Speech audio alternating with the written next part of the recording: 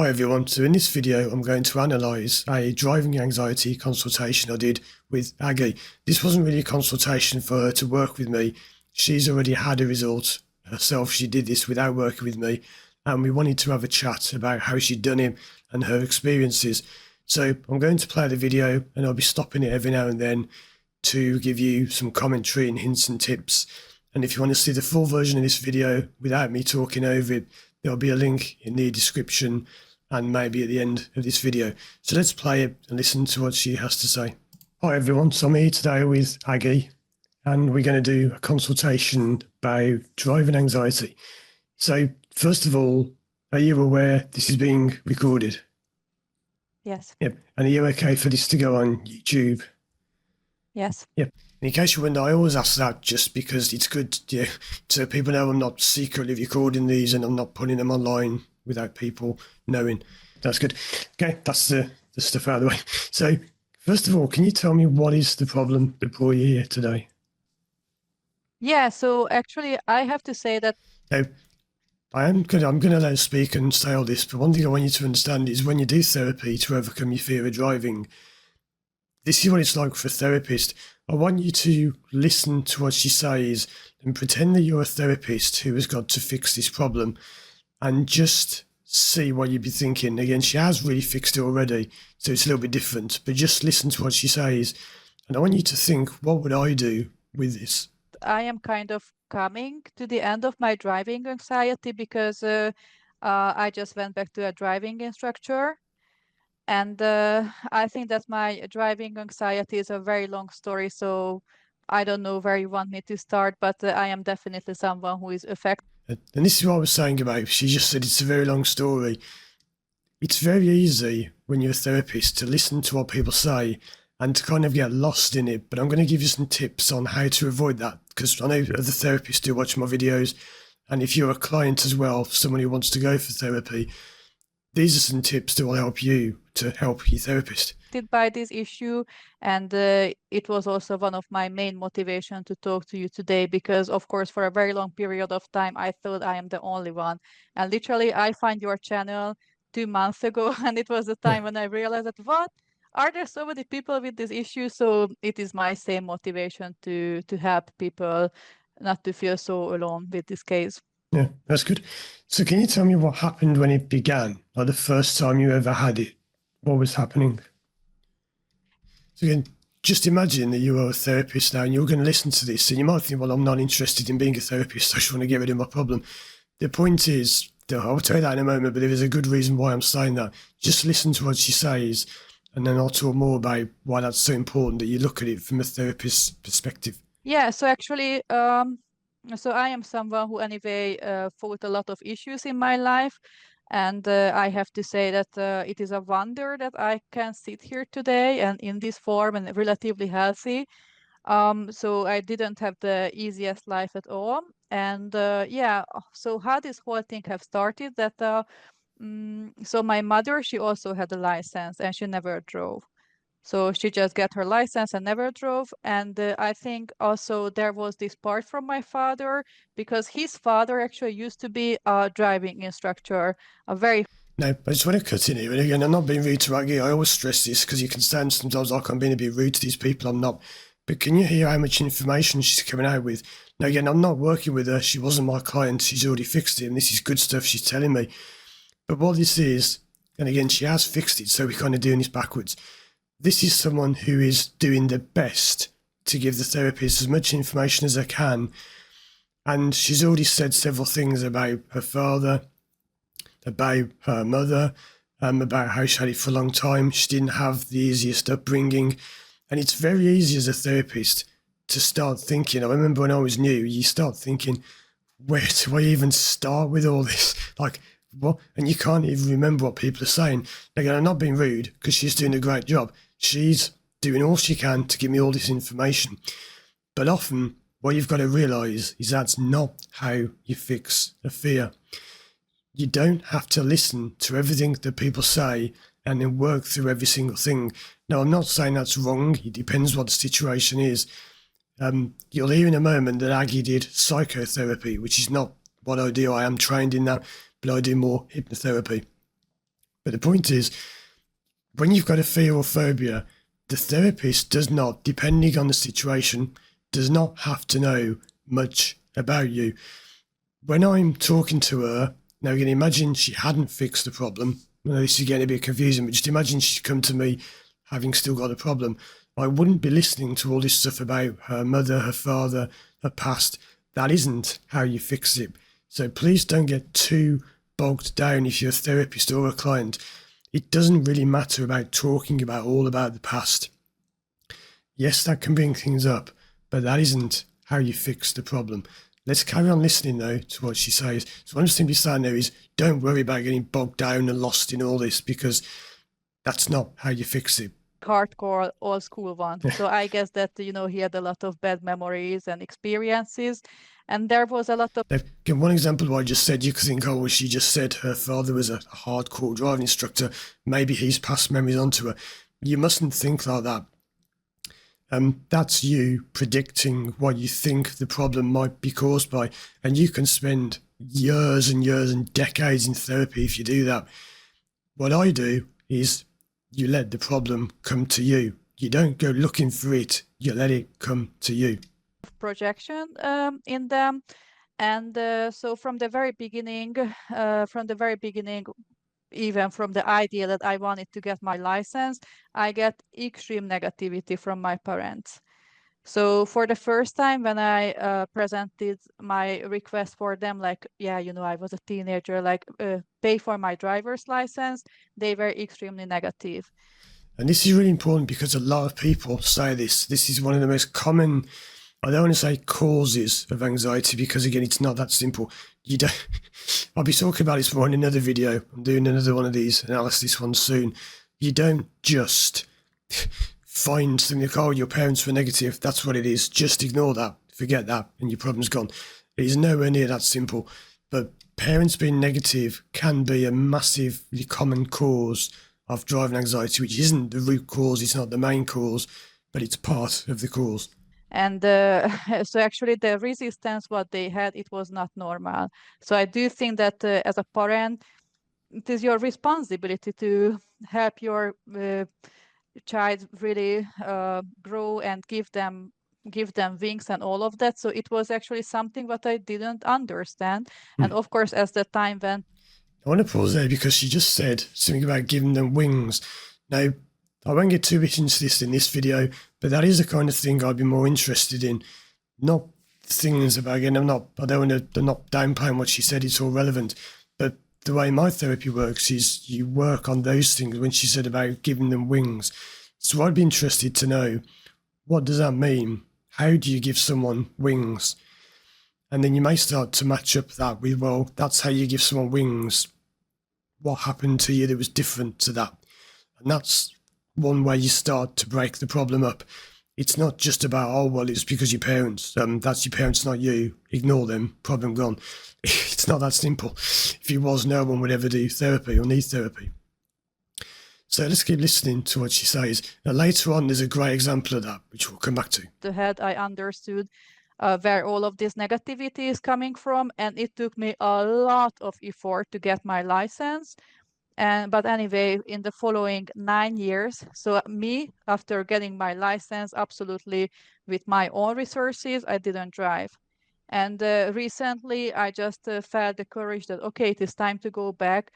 And thanks God, I find a extremely great, friendly, sweet instructor, and we just started to work together. And this is important. She talks about going to a driving instructor. Again, I'm not downplaying what she's saying or some of the work some driving instructors do. If you don't know, I've been a driving instructor for well over 20 years. That's how I got into this, because I got frustrated by having people who came to me with anxiety and I couldn't help them. You will not fix anxiety with driving lessons. And as she says later on, it wasn't the lessons that fixed it. They've helped her. They can help at the end. If you haven't got a car or whatever, you may want to go out and do lessons to kind of reconfirm or reaffirm that your therapy's worked. But you won't fix it just with driving lessons, as we'll come back to later on. So I think that restarting is so much harder than starting at all. So really, your problem. Is answer to your question. Yeah, your problem. It's interesting what she said there. Restarting is so much harder than starting at all. most people say it's the other way around. Again, that's not wrong. It's just a lot of people say, I find it much easier to restart because, I can have like a fresh start. But it's interesting. She said it's harder to restart than to start at all, because a lot of people say I found it easy to start, but I found it really hard to the other way around. To say I used to find it really easy. Now I don't. But I think the knowledge I've got from the past can help me to do it again, so to find it easier to restart. But yeah, it's interesting. She found it the other way around. It began before you even drove. It was like the negativity before you even got in a car. And this is what I was saying. Many people who have negativity before they even drive, if they never like driving from the very start, and they never like lessons, and they never enjoyed it, and they've got no positive experiences whatsoever, that's often much more difficult to deal with because they haven't got the good times to recall. But having said that, it isn't more difficult to deal with. That's just what people think. Because remember, driving anxiety has nothing to do with driving. So your driving is irrelevant.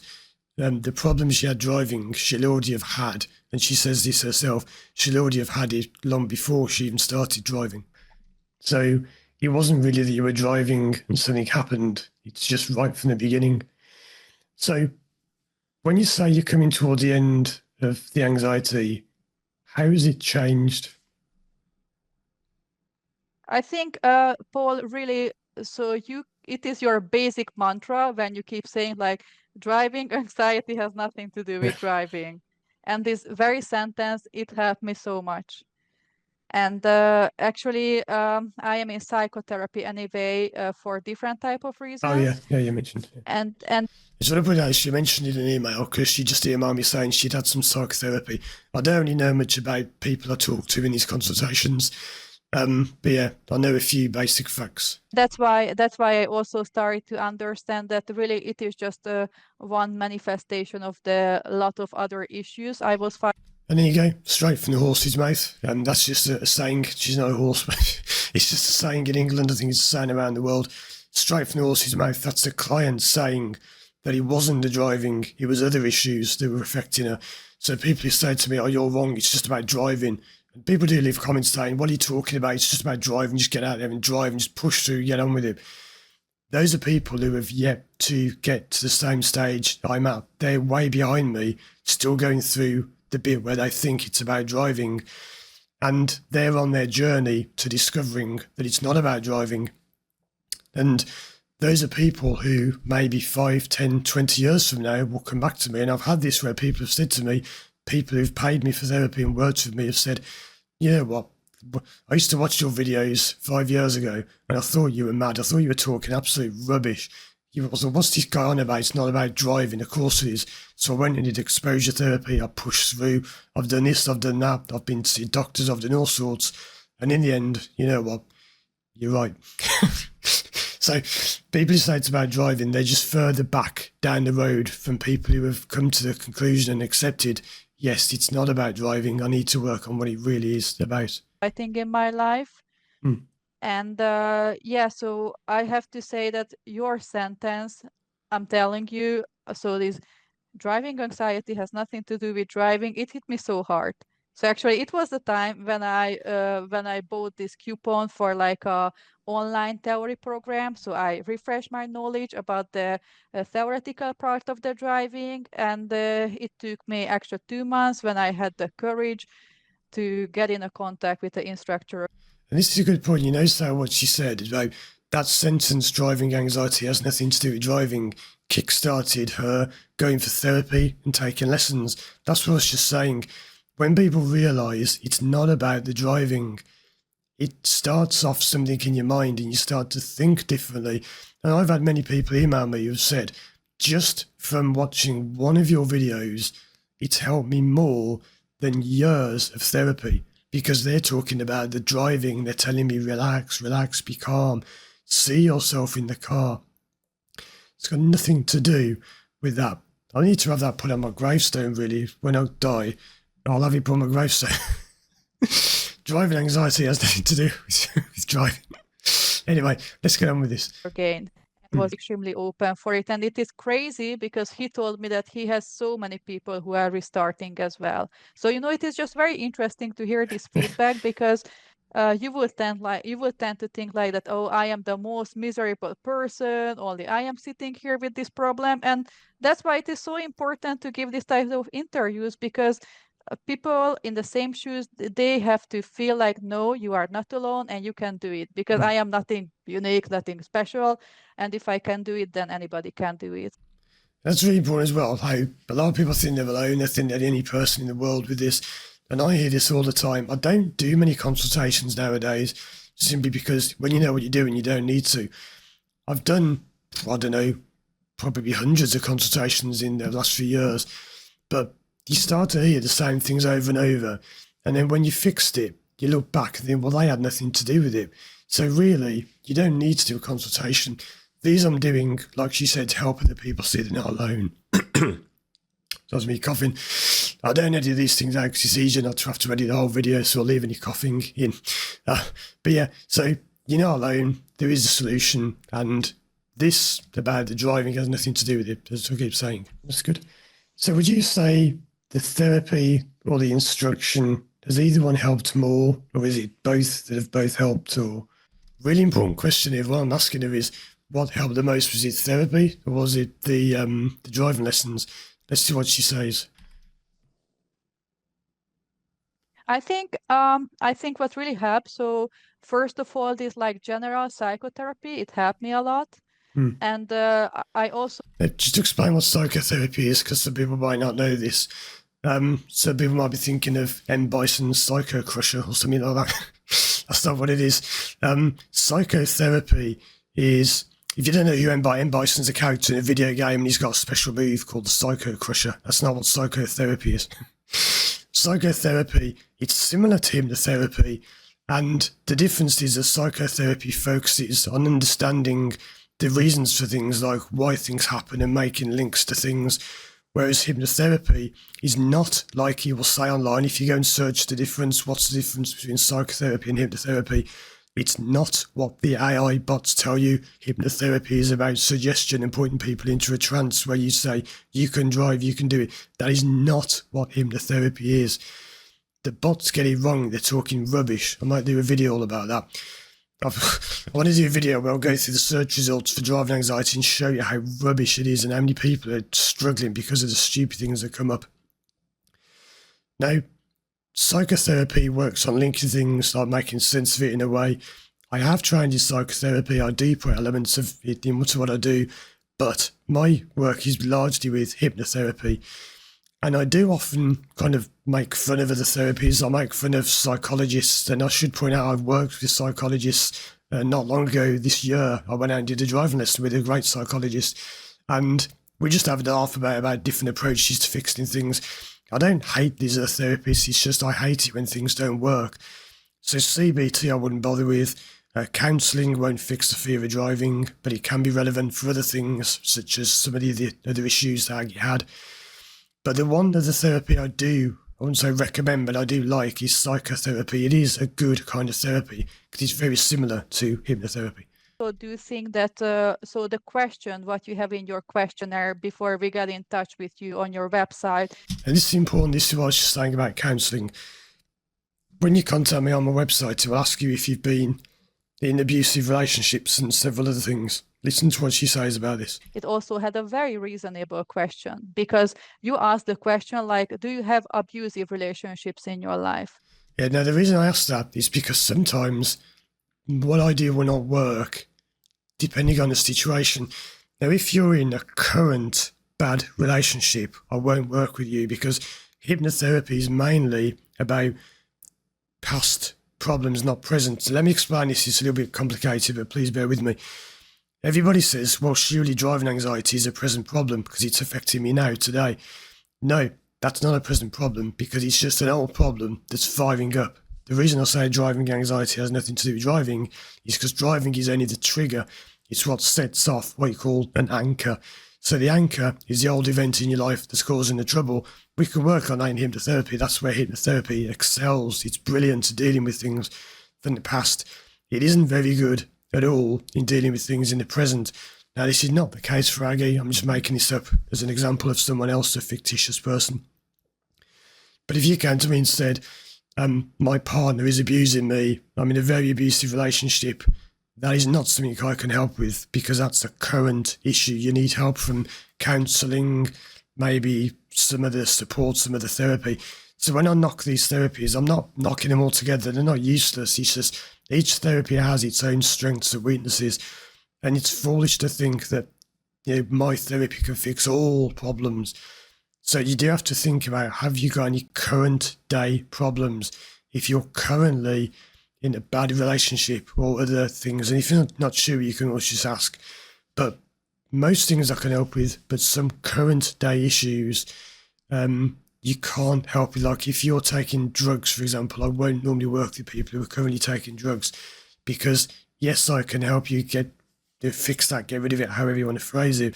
But there are other things to go along with that, like rehabilitation. You can't just stop taking some things. It can be dangerous to just stop taking things. And I don't know about that, so I won't work with people in those situations because it's not my area of expertise. To wrap all this up, it's quite interesting.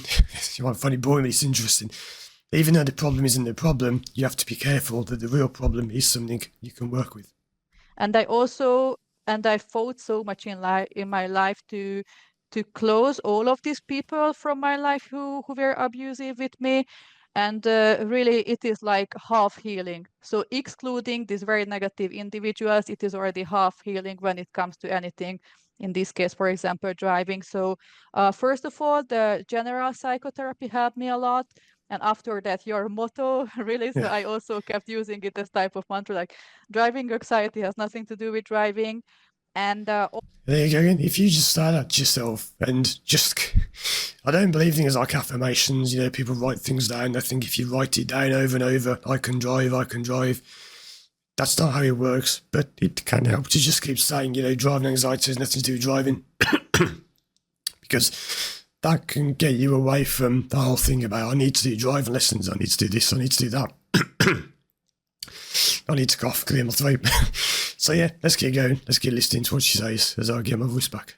also what helped me a lot, that I became very realistic and down to earth about it, that okay, so what is my problem with driving? So I just started to list it. So for example, it is how it started, like I don't find it too difficult to drive alone, or I don't find it too difficult to drive in a zone which is 30 kilometers per hour. So I just started to really break into teeny tiny pieces that, hey, it is not true that I have a driving anxiety, because I only have anxiety from certain parts of I'd like to point out that,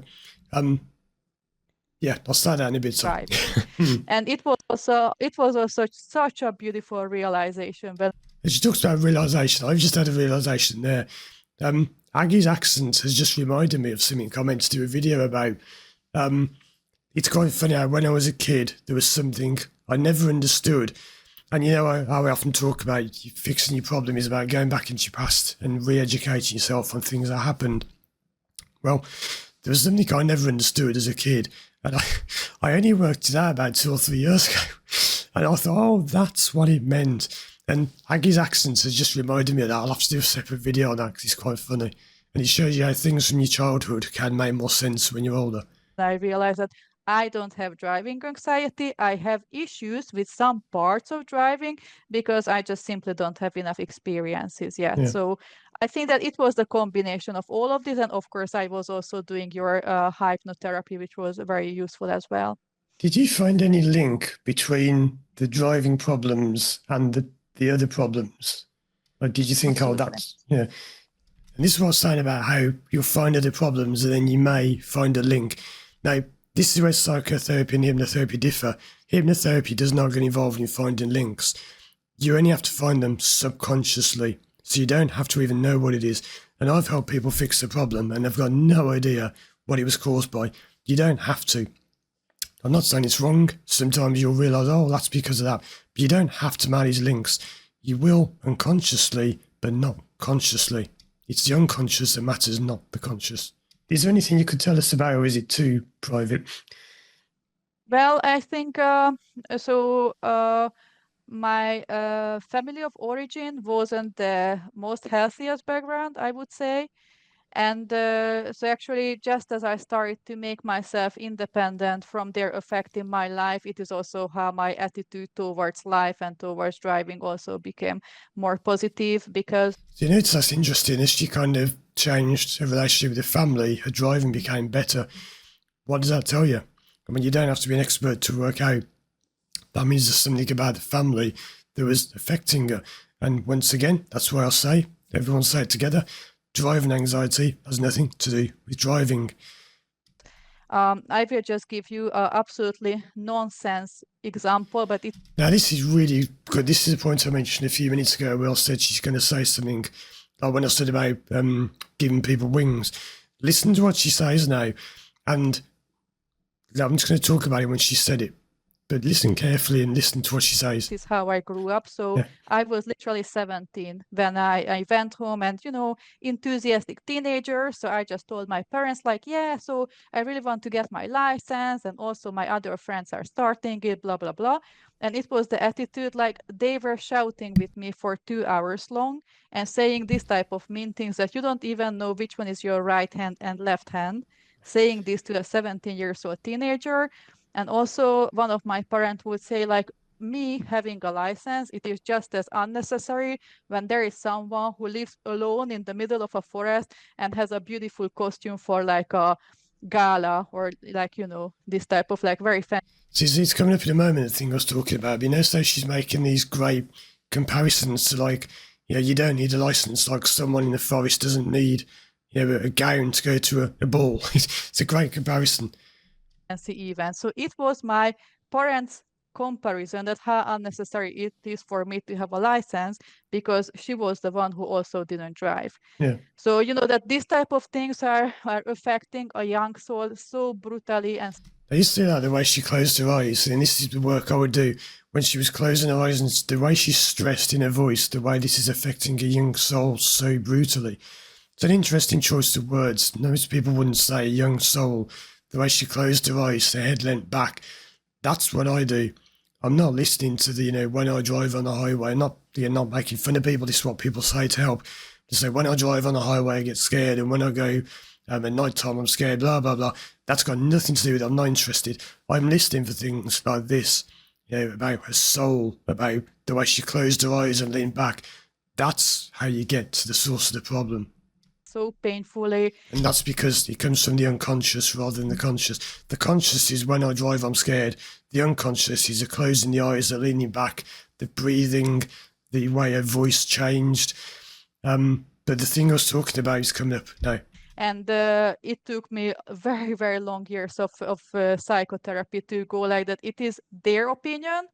And here I am. And it is absolutely my responsibility to figure out who I am because it is an opinion. It is not a actual realistic description of me. That's really important. What she said there is that people's thoughts about you is an opinion, not a fact. And someone said this to me recently in a session. They said to me something about, well, it's like asking, why is a frog a frog? And I didn't say this to them because I didn't want to get off track, but the frog is a frog, that's a fact. But the frog can have different opinions about its abilities. So a frog can like jumping from one pad to another in the pond, or a frog can be scared of it. So yes, a frog is a frog, but that's a fact. But opinions can be changed, facts can't. But what I was talking about is coming up in a moment. So actually, just as I became, because you know they were like this about anything. So I realized that listen, it's not true.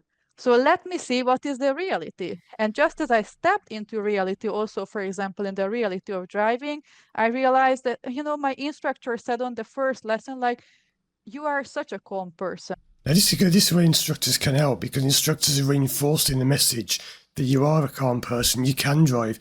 That's where instructors can help. But an instructor would not have known how to get to the root causes about her parents. If you go to most instructors, probably everyone apart from me, and say, you'll hear what she says in a moment, which is so important. I'll save that for a moment. But if you just said that to a driving instructor, it's coming up very soon, I promise you. When you got 5 minutes left of the video, let's listen to what she says, what the real cause was, one of the root causes. I can tell that you are not anxious at all. It is what he told me on the first training. So that's what I'm saying, that there is obviously a hand-in-hand connection between every different type of life issues and with the so-called driving anxiety. And again, she's made the connection. She's broken the connection, I should say. She keeps saying, like, air quotes, it's not really, driving anxiety. There's no such thing as driving anxiety. Driving anxiety is just a name for a problem. So when people go to these people and say, oh, you've got a fear of flying. No, you haven't. Yes, they have, because when I get in a plane, I'm scared. You haven't got a fear of flying. That's the label you've given something because you don't know what it really is. If you've got a fear of swimming, you haven't got a fear of swimming. That's just a trigger that's setting off another problem. The problem is never the problem. So that's why there's no such thing as driving anxiety. It doesn't matter. If you've got a fear of flying, I could fix it for you, with you. I don't fix it for you, you do. If you've got a fear of public speaking, I can work with that for you. It doesn't matter what it is. I do driving anxiety because it ties in well with my business of being a driving instructor for years, and it's my passion. And again, I know about it. I do know things about driving that other therapists wouldn't, little things that can help you. But you can fix other problems too. Because a lot of people have that. A lot of people who come to me say, and this is the important thing, you're still coming up, it will come up soon, I promise. Their parents couldn't drive or didn't drive. So what would you say if you could give one tip? Imagine you're the therapist now. What would you, when I say you're the therapist now, she's actually always the therapist because a client is the therapist. You do your own fixing. The therapist doesn't fix you. My job is to help you find the relevant things. You're the therapist. You help yourself. You fix yourself. My job is only to guide you. Again, a poor therapist will think that they fix you. A poor therapist will believe that they have some power and they know how to fix people. They don't. You fix you. You say to anyone who's in a similar situation, one thing they can do to start fixing it. Well, I think that just be very honest with yourself. And I think that also be ready to kill all of the holy cows. Boom. What did she just say? I'm going to play that again because that was so important. Let's go back just a bit. Go back 10 seconds. I like this player because I didn't normally use the other one, but this one, I can go back. Listen to what she just said. Well, this is a solution to her driving anxiety. I think that just be very honest with yourself. And I think that also be ready to kill all of the holy cows. Kill all of the holy cows. Now, can you imagine if you went for a driving lesson and you got in the car with your instructor and you said, the thing is, I've got driving anxiety and I need to kill all the holy cows. Now, I would know what that means and I know what to do with that. Now, I want to point out when she said that, I had no idea what she was talking about because that's not a saying I've ever heard before. That doesn't matter. Kill all the holy cows. What does that mean? It doesn't matter that it means nothing to me because it means a lot to her. That's her unconscious way of representing the real problem. How do I know that? Because it's a metaphor. Metaphors come from the unconscious. They're not conscious, they're unconscious. Now, I could do a whole video on this about metaphors and lots of other things that are unconscious. Kill the holy cow. Now, I could jump in and say, what do you mean, what you're talking about? But I'll keep quiet and let's listen to what she says. Because, of course, still in our culture, it is a holy cow, right? So parents are untouchable. You are always supposed to be grateful. What they have. So what she means by that, I'm assuming this is what she means. Shouldn't assume things, but the holy cow means like you can't question your parents because your parents know best and you do what they say. Let me ask you a question. Is that true? Do parents always know best? Or can parents make mistakes? Now, I've used a bit of a hypnotherapy trick there to help you get the right answer. What do you think? So what do you think? Let's carry on. Did to you. So I think like be ready to kill the holy cows and really. Here we go again. She said it 3 times within the space of 30 seconds or so. That tells me it's important. It tells me that's something really vital. She didn't just say it once or twice. She said it 3 times. Kill the holy cow.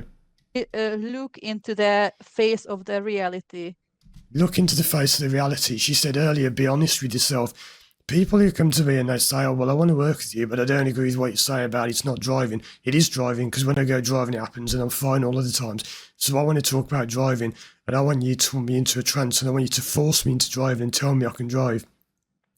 Can't help you, because that's not what you do. Until you are big enough to accept that it's not about driving, it's about other things, you won't fix it. So being honest is really important. And many people have this thing where they really know, these people who come to me and say, I think it's about driving, they actually know it's not. Deep down, they know they're wrong, but they're not ready to accept it yet. They're not ready to admit it, because they know what the problem is. They think, oh, it might be that thing. Oh, no, I'm not talking about it. I'm not going there. No, I've locked that off. Never talking about it. I'm not going to talk about that.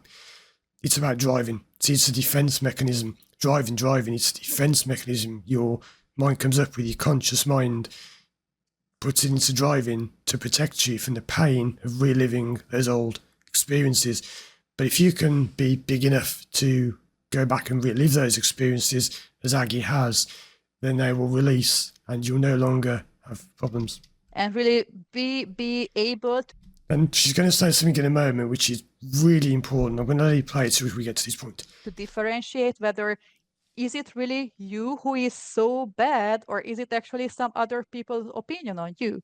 So I think that it is the most important thing to have this reality check. And I think really to just make the whole issue so tangible. And the reality check, I'll walk you the video playing. I'll walk off. But yeah, I've had people who've come to me and they've said it's not about driving, and then they've just burst into tears. And I know what's going on. I know they've just realised that it isn't about driving. So, yeah, that's the big moment for people when they're so full of it, like it's driving, and then they just burst into tears. There's the real problem. What's that? What are you crying about? And they say, oh, I've just had this memory come up. I just remembered when blah, blah, blah.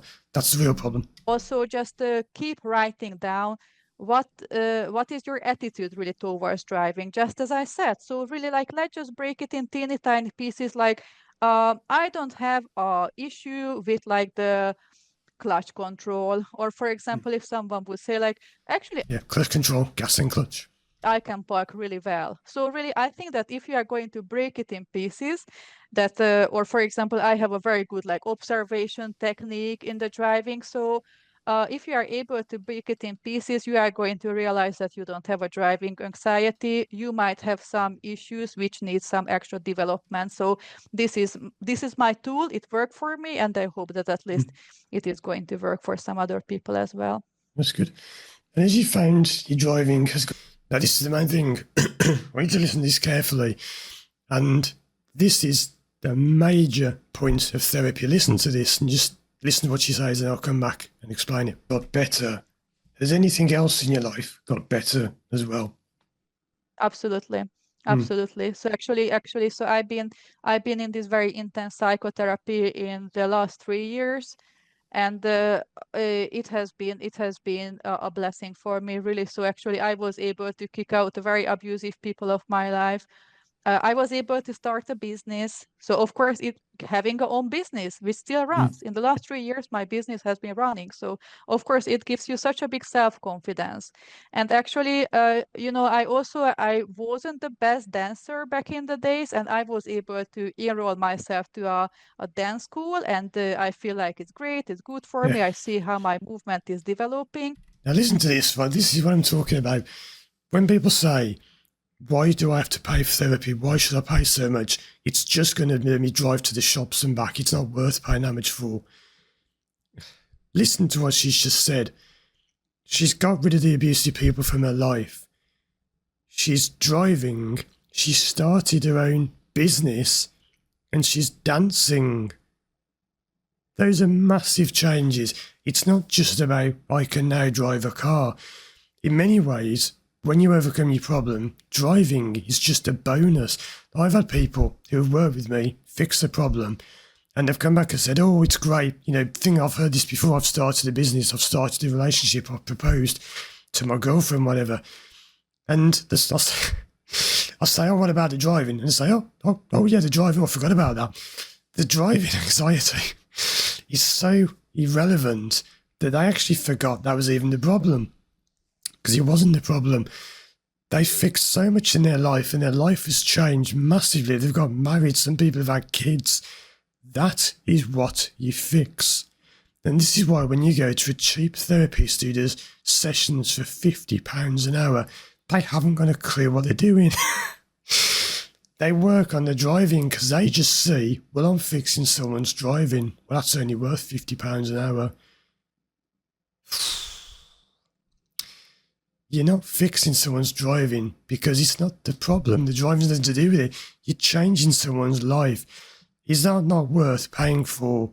Having your own business, raising your income, getting rid of the people from your life, starting dancing, which could lead to other things. It could lead to meeting friends or whatever. That is why people do therapy, not so they can just drive a car to the shops and back. So I think it is very important for people to experience like that. You can do things what you always thought that you are not able for. So that's why I think like if you can find like a training program what is like 1 week, 2 week long, and it's very different. So let's say it is surfing and you think like, oh, I'm definitely not able to do that. Then you are there. And this is it. Many people find new hobbies. She said she enrolled in a dancing class. Many people discover that when they fix the fear of driving, which isn't a fear of driving, it's strange how they suddenly start doing more. They're more confident. They're more happier, I should say. They start doing things like surfing or singing, or they do this and they do that. Then they look back and think, what's happened to me? I'll tell you what's happened. The true you has emerged. You're no longer this shell of a person with driving anxiety. You fix the driving anxiety as well as many other things. And it has a knock-on effect to like dominoes. Sorry, I keep coughing. If you don't know, I'll just explain briefly. I've been through cough. I've been through surgery on my vocal cords recently, and I'm still just getting over that. So that's why I keep coughing. Again, I've been through change myself. I'm having quite a bad day. Normally I'm much better than this, but I've got up early to film this video, so I haven't really done my vocal exercises. But I've been through change myself, and the amount of change it's made is unbelievable. I've been able to do things I could never do before because I can speak better, even though you may not think that from listening to this video. You make it. Then it might also give this type of like analogy that if a good point I should say, I don't want to make this about me, but look for therapists who have been through things. I don't see how you can be a therapist when you've had a perfect life, you've never been through anything, you've never had anxiety, you've never struggled. And yes, there are therapists, I've said before, who are poor therapists because they had anxiety, they fixed it, not properly, but they bodged it up. Then they're going to start a career teaching other people how to bodge it up because they haven't done it properly. But many therapists are people who've been through struggles, because when you've been through a struggle, you can help other people better. And I was speaking to my speech therapist about this, and he said, I've always had this thing where I can understand. I'm not talking about Aggie here. This is not to do with her, but it's just reminded me. Sometimes I can speak to people who have accents that are hard to understand. Again, not Aggie, she's easy to understand. And I said to my speech therapist, how come I can understand virtually any accent, and I can understand what people are saying, even when it's a foreign language, I seem to have an idea of what they're saying. And he said to me, well, that's because you've been through the struggle yourself. You struggled with your voice, that you've learned to adapt and hear things that other people wouldn't hear. And sorry, I'm kind of spluttering a bit here, but yeah, I've got the central heating on, which dries my throat out, and I haven't done my exercises. But let's finish the video. Let's see what Aggie has to say. I was able to do that, then maybe I am also able to drive. Yeah, because a lot of people who come to me, they think it's just the driving. They think I'll just fixing my driving. But you can't just fix your driving, because this is what I was saying before, you can't just fix your driving. It's impossible to. You cannot just fix driving anxiety. If ever you've had driving anxiety and you think you've just fixed it, so you went and had a driving lesson and you just fixed your anxiety, you haven't, because you cannot just fix the anxiety. If you've done that, all you've done is you've stopped the real problem coming out in that way. This is why I say people who've done exposure therapy haven't really fixed anything. People say, oh, I did exposure therapy and it worked. You're wrong. No, you've just forced the problem to stop coming out when you drive, and now it's going to keep coming out in other ways. It's not about driving. So you mentioned dancing, business, and driving. So that's 3 things at least you've done. And this is what people don't realise. It's more than just driving. So that's been really good. Is there anything you'd like to ask me? Well, Paul, actually, maybe I have questions to you, but it is so much that I don't want to rob your time, I and don't I mind. just If you haven't got any, that's fine. But I just wondered if you wanted to ask anything. yeah, it's very nice of you, but because there are really so many things in my head, and as you can tell, I am not someone who is able to speak so promptly. So that's why what I would just tell you that I am extremely grateful for you, and I'm sure that there are a lot of other people who are very grateful for you. And only for this, of course, you are a valuable human being, but only for this one sentence, like you are able to say you are the only one on the internet who says like driving anxiety has nothing to do with driving. I think you already saved the world. No, that's good. So That's you good. already It's good. It's good part. to know You I saved the already world. did your you It's quite funny in there.